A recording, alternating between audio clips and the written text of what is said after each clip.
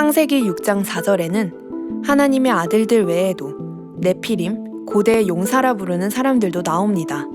그러면 과연 하나님의 아들들이란 누구일까요? 하나님께서 대홍수 심판을 결정하실 수밖에 없었던 이유가 창세기 6장 5, 6절에 기록돼 있습니다. 이때는 아담이 이 땅에 정착한 지 약 1600년이 된 시점입니다. 하나님께서 이 땅을 보시니 사람의 악한 행동이 크게 퍼져 있었습니다. 아담이 이 땅에 정착한 이후로 정통 계보를 이은 셋의 후손들 이외의 사람들은 하나님을 잊고 죄에 깊이 빠져갔습니다. 특히 창세기 6장 2절에 하나님의 아들들로 표현된 에덴 동산에서 내려온 사람들의 악행으로 인해 세상은 급속히 죄악으로 관영하게 됐지요. 이에 아버지 하나님께서는 그들의 날은 120년이 되리라 하심으로 심판의 유예 기간을 선포하셨습니다. 또 에덴 동산에서 내려온 사람들이 다시 돌아갈 수 없게 하심으로 빛의 영역인 에덴 동산의 오염을 막으셨죠. 하나님의 이러한 조처에도 불구하고 사람들은 회개하지 않고 계속해서 악행을 일삼았습니다. 하나님의 아들들의 악행으로 세상은 급속히 죄악으로 관영하게 됐다 하셨습니다. 그러면 과연 하나님의 아들들이란 누구일까요?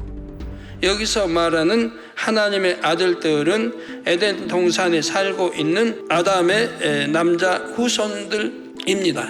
아담이 이 땅으로 내쫓긴 후에도 그들은 계속해서 에덴 동산에서 살았지요. 그들 중 일부는 에덴 동산과 지구를 오고 갈 수도 있었습니다.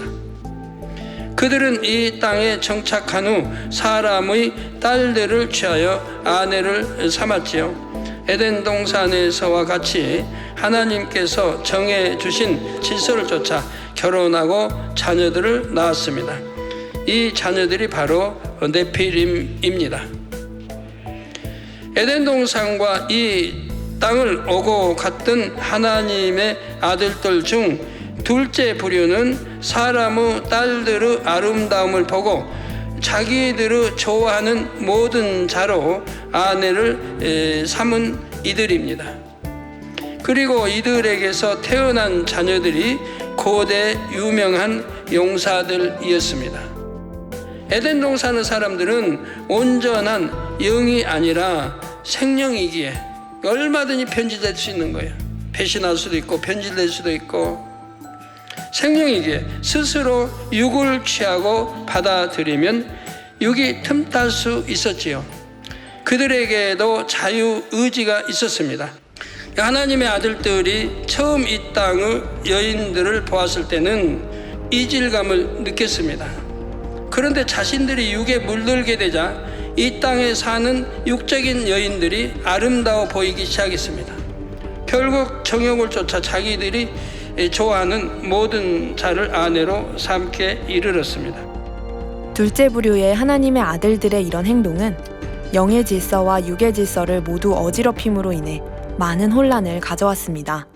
이들의 문란한 행동은 금세 이 땅의 사람들에게도 전염이 됐지요. 이 땅의 사람들이 볼 때 에덴 동산에서 내려온 이들은 거의 신과 같았습니다. 그들은 외모도 준수했고 지식이나 지혜 면에서도 이 땅의 사람들보다 훨씬 뛰어났기 때문입니다. 그런 그들이 이 땅에 내려와서 자신들이 원하는 대로 여인을 취하자 이 땅의 사람들도 쉽게 쫓을 수 있었던 것입니다.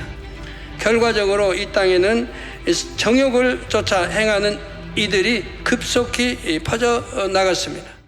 사태가 이처럼 심각해지는 것을 보시고 한탄하시며 근심하신 하나님께서 중대 결정을 내리십니다. 창세기 6장 3절에 여호와께서 가라사대 나의 신이 영원히 사람과 함께하지 아니하리니 이는 그들이 육체가 됨이라. 그러나 그들의 날은 120년이 되리라 말씀하신 것입니다.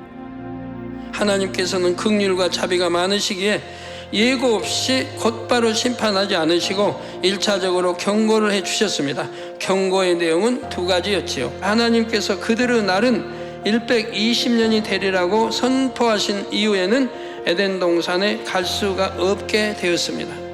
하나님께서는 그들이 더 이상 이 땅과 영계 질서를 어그러뜨리지 못하도록 제재를 가하신 것입니다. 그 결과 그들은 육의 사람으로 전락했습니다.